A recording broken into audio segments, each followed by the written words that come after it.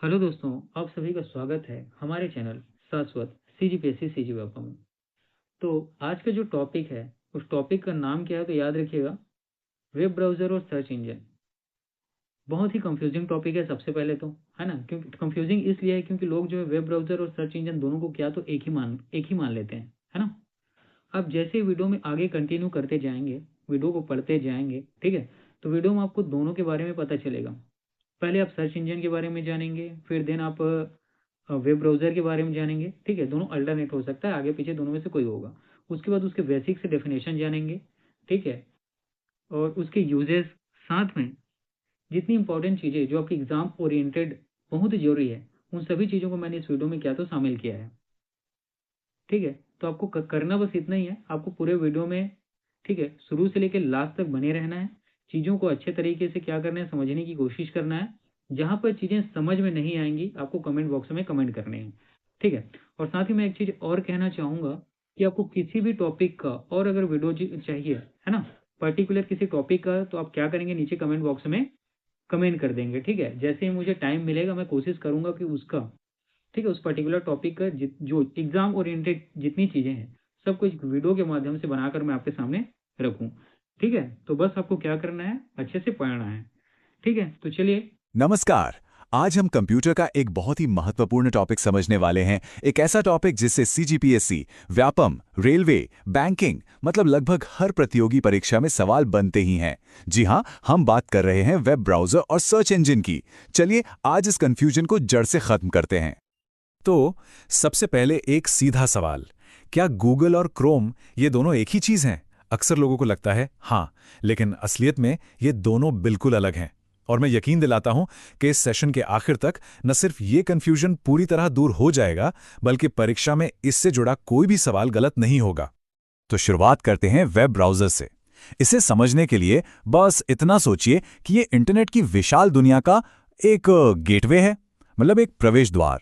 इसके बिना आप इंटरनेट की दुनिया में कदम ही नहीं रख सकते। तो फिर ये वेब ब्राउज़र आखिर है क्या? देखिए, परिभाषा के हिसाब से ये एक सॉफ्टवेयर एप्लीकेशन है। इस शब्द पर ध्यान देना है, सॉफ्टवेयर मतलब ये एक प्रोग्राम है जिसे हम अपने कंप्यूटर या मोबाइल फोन पर इंस्टॉल करते हैं, और इसका सीधा सा काम है इंटरनेट पर जो भी वेब पेज, वेबसाइट्स, फोटो या वीडियो हैं उन्हें हमारे सामने दिखाना। अच्छा, अब ये काम करता कैसे है? बहुत ही सिंपल है। जब भी हम ब्राउज़र के एड्रेस बार में किसी वेबसाइट का नाम लिखते हैं तो हमारा ब्राउज़र एक रिक्वेस्ट भेजता है वेब सर्वर को। ये रिक्वेस्ट HTTP या HTTPS प्रोटोकॉल के जरिए जाती है। सर्वर वहां से जवाब में कुछ कोड भेजता है जिसे हम HTML कहते हैं, और फिर ब्राउज़र का काम होता है उस कोड को रेंडर करना, यानी उसे एक सुंदर पढ़ने लायक वेब पेज में बदलकर हमें दिखाना।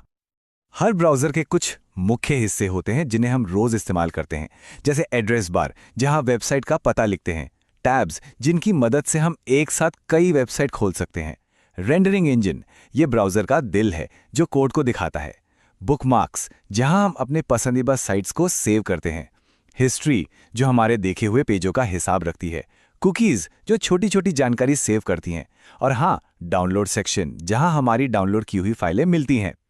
अगर हम कुछ पॉपुलर ब्राउज़र्स की बात करें तो सबसे पहले नाम आता है गूगल क्रोम का।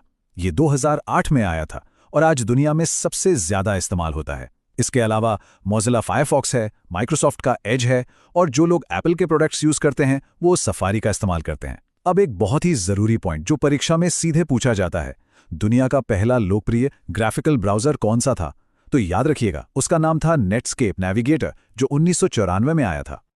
चलिए अब आते हैं दूसरे हिस्से पर, सर्च इंजन।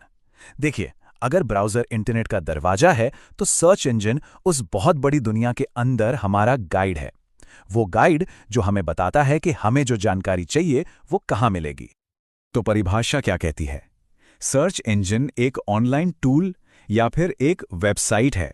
ध्यान दीजिएगा, ये कोई सॉफ्टवेयर नहीं है जिसे हम इंस्टॉल करते हैं, ये खुद एक वेबसाइट है। इसका काम है अपने बहुत बड़े डेटाबेस में से हमारे सवाल से जुड़ी जानकारी को ढूंढकर हमारे सामने लाना। अब सवाल ये उठता है कि ये काम होता कैसे है। इसके 3 मुख्य स्टेप्स हैं, और ये तीनों शब्द परीक्षा के लिहाज से बहुत ज़रूरी हैं। पहला है क्रॉलिंग।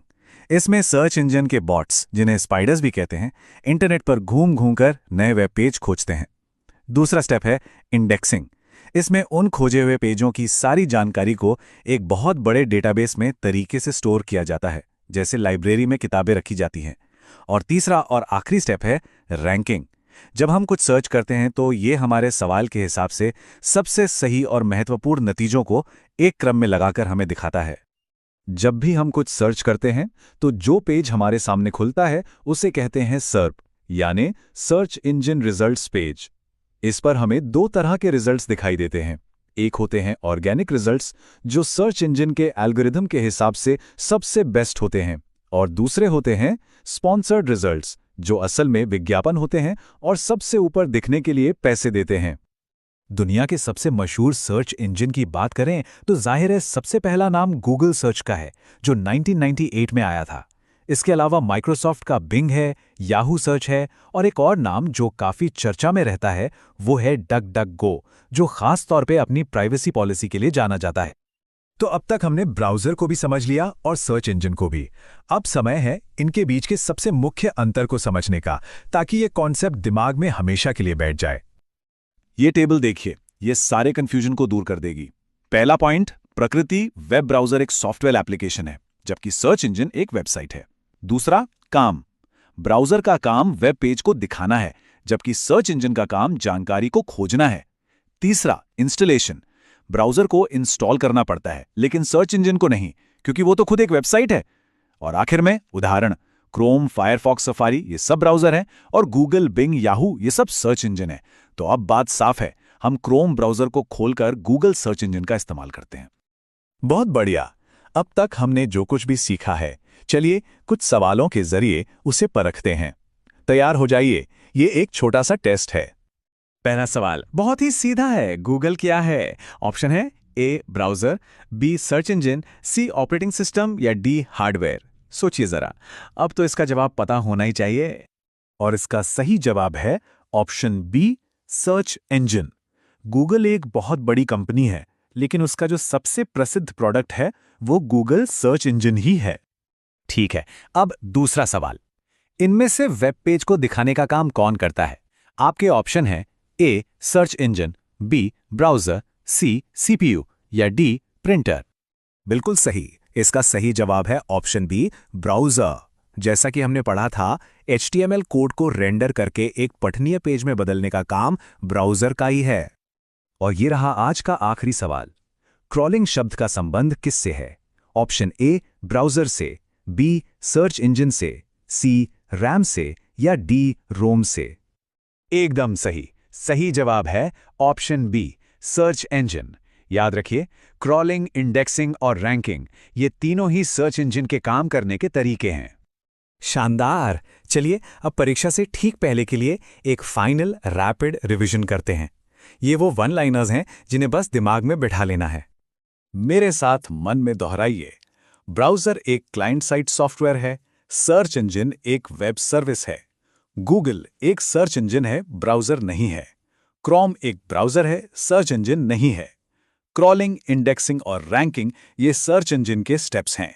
और हाँ, दो फुल फॉर्म्स भी याद कर लीजिए, URL यानी यूनिफॉर्म रिसोर्स लोकेटर और HTML यानी हाइपरटेक्स्ट मार्कअप लैंग्वेज। तो उम्मीद है कि वेब ब्राउज़र और सर्च इंजन के बीच का ये अंतर अब पूरी तरह से साफ हो गया होगा।